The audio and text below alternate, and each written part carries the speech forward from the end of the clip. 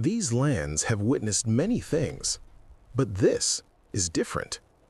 This machine lying beneath the rust is not just any motorcycle.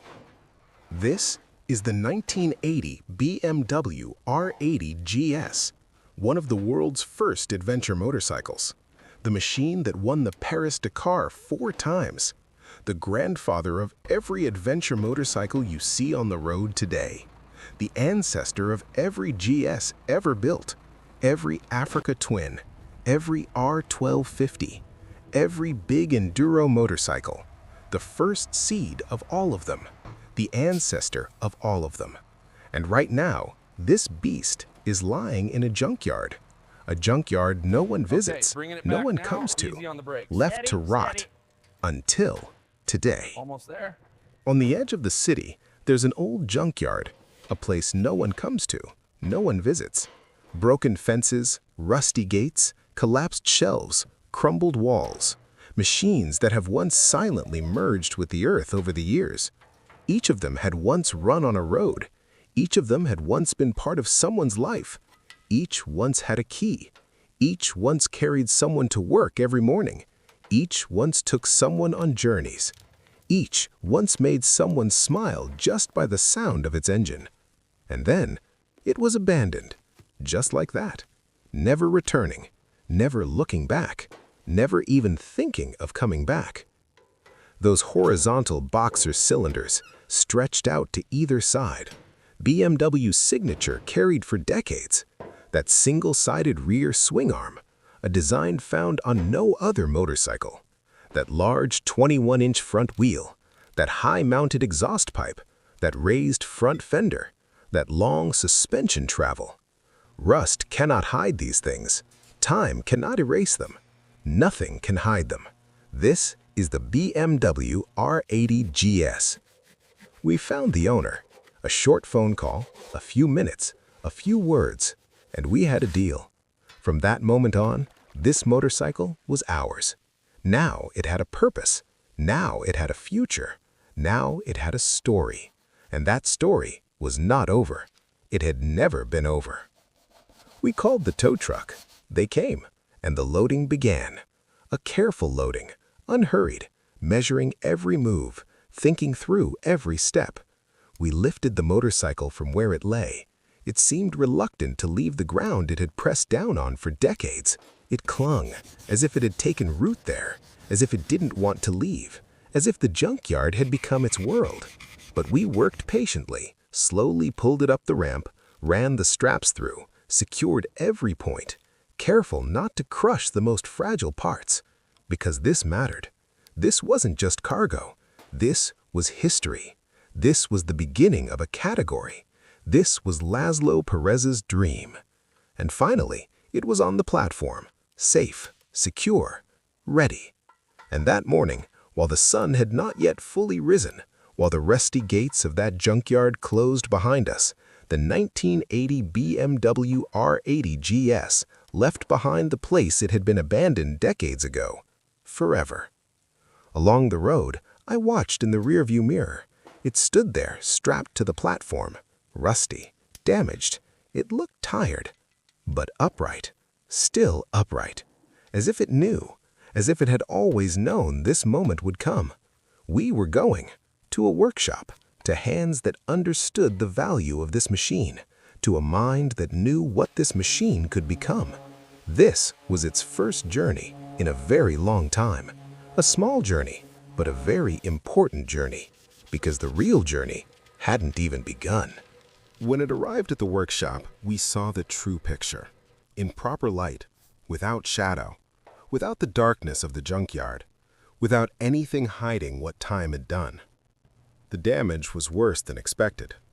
The tank had completely rusted from the inside. The carburetors had solidified and clogged. The electrical system had nearly completely deteriorated. The cables crumbled like glass between our fingers. The tires crumbled to the touch. The chrome surfaces had almost entirely disappeared. Beyond rust, there wasn't much left. But that wasn't all we saw when we looked. The engine block was intact. The frame was solid. The monolever arm was in place. The crankcase hadn't cracked, and the crankshaft, even if forced, it turned. That was enough. That was everything. Because this machine had been through far harder conditions, and it had never given up. Never. Now, to understand the story, we need to go back a little. The late 1970s.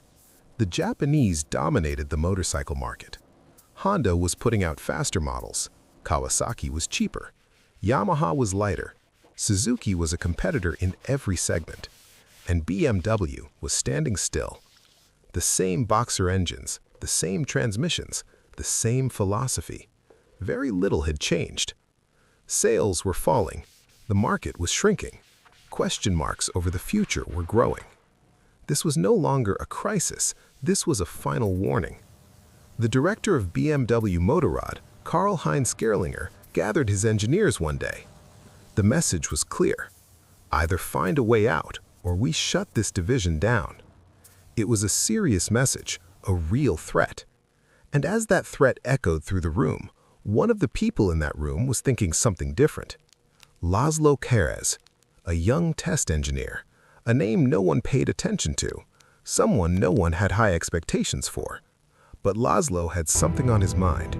He'd had it for a long time. He told no one. He asked no one. He started working on his own, in a basement in Munich, with whatever parts he had at hand. No special budget, no official support. He took the frame of the R65, put in the engine of the R80/7, borrowed forks and wheels from different models, raised the exhaust, extended the suspension travel, and designed something no motorcycle had ever seen before. A single-sided rear swing arm, housing the drive shaft inside. Oil-filled, enclosed, light, revolutionary. They called it the monolever, and Laszlo's prototype they called the Red Devil. The executives looked on with skepticism. What is this? Is it an enduro? A touring motorcycle? What is this supposed to do? No one understood. But Laszlo didn't give up. He defended what he believed in, and in the end, he got permission. 3 months of dedicated development time was granted. The rest took 18 months. September 1980, a small city in the south of France, Avignon. Journalists from the world press were invited, and the R80GS was unveiled. The journalists were confused. It seemed like a large, heavy enduro, but it wasn't a touring motorcycle either. No one could figure out what it was. The confusion didn't last long. They rode it, and they understood. It glided on asphalt, it danced on dirt trails, it made you feel safe on both. Gelände, Strasse, off-road, on-road, at the same time, in the same machine. This had never been seen before. This had never been heard of before. At the end of the first year, 6,600 units were sold, exactly double the projected number. BMW had been saved. And in 1981, it entered the Paris-Dakar Rally, the world's toughest motorcycle race. The Sahara Desert, thousands of kilometers of sand, rock, heat, the cold of night, uncertainty. Hubert Ariol rode it, and he finished first. First again in 1983, first again in 1984, first again in 1985. 4 times winning the Paris-Dakar Rally, 4 times first place in the world's toughest race. And with each victory, the world understood a little more. This machine was real. This machine could go anywhere. This machine was the beginning of a new era. Today, adventure motorcycles produced around the world number in millions. Every major brand has a GS model. Every manufacturer has an adventure series.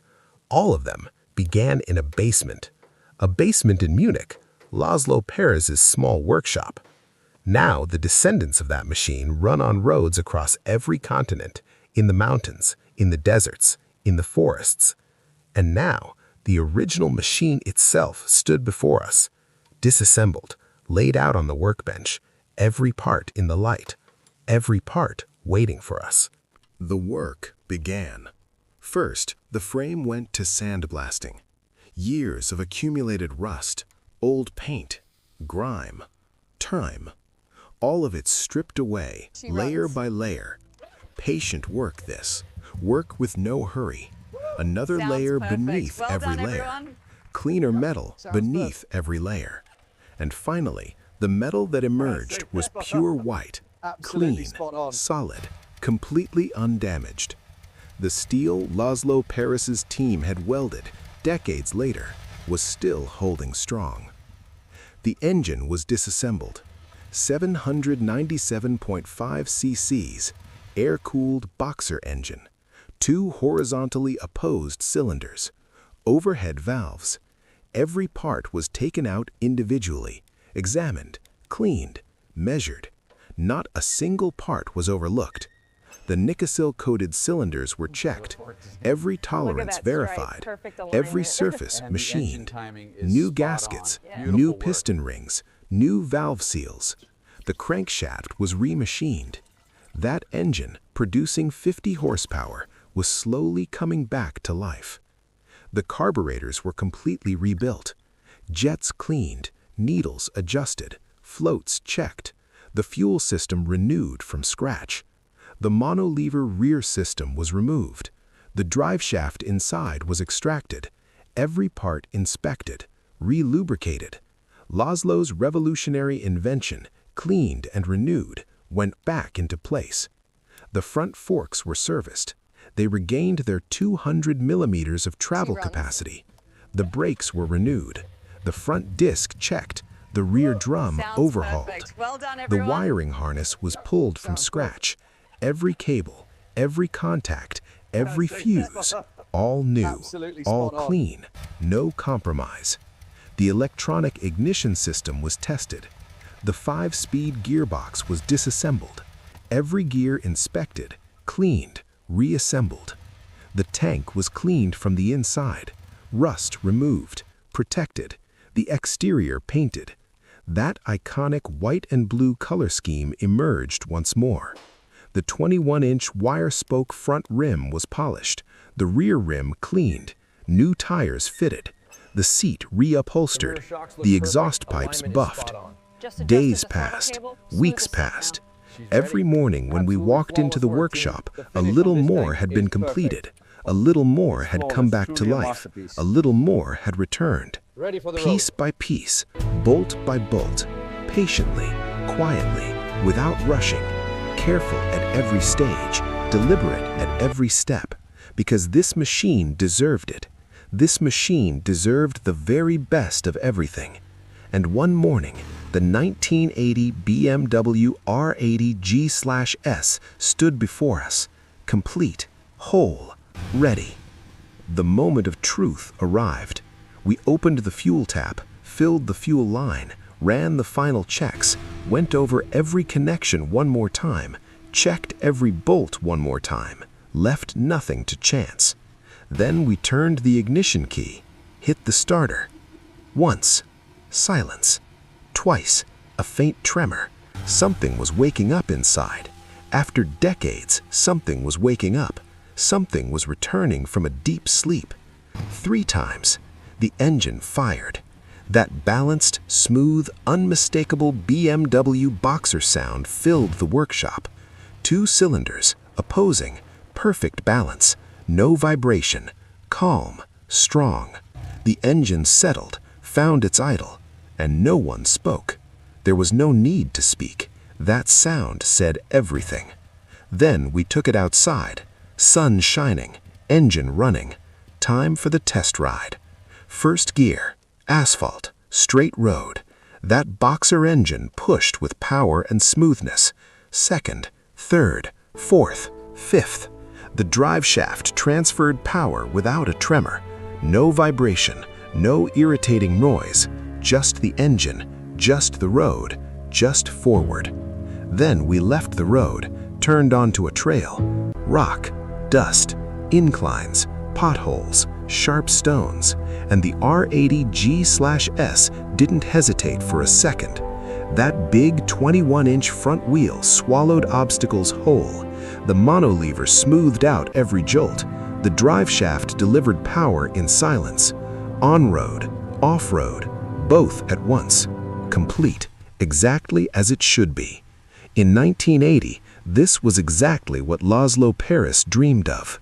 On asphalt, on dirt trails, in the city, in the desert, the same machine, the same confidence.